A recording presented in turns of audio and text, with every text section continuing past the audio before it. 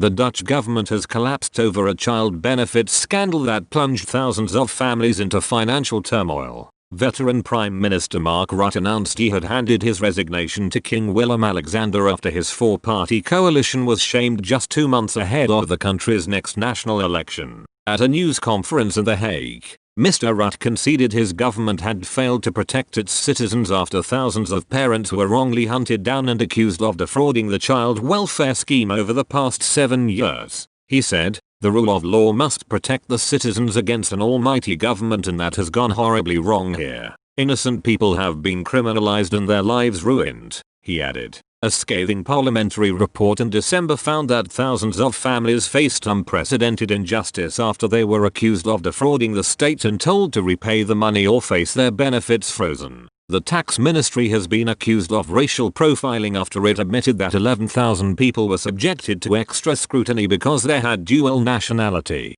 Orlando Gadir, a lawyer for around 600 families in a lawsuit against politicians, said men had been targeted as a result of ethnic profiling by bureaucrats who picked out foreign-looking names. One mother was said to have been sent threatening demands by the taxman to repay around £42,000 or have her benefits cut. Mr. Rutte and his cabinet will stay in place on a caretaker basis to oversee the response to the worsening COVID crisis facing the Netherlands. The Prime Minister vowed to draw up plans to compensate the families rocked by the scandal. The tax office last year apologised for its role in incident and established a £445 million fund to help families who eventually lost payments. Mr. Rutte is expected to lead his centre-right Freedom Party to victory in March, according to the latest opinion polls. The 53-year-old, who is nicknamed Teflon Mark, is known as a political survivor, and securing a fourth term in office would see him become the Netherlands' longest-serving Prime Minister. The resignation comes at a critical time for Mr. Rutte's government as it put under increasing pressure by the coronavirus pandemic.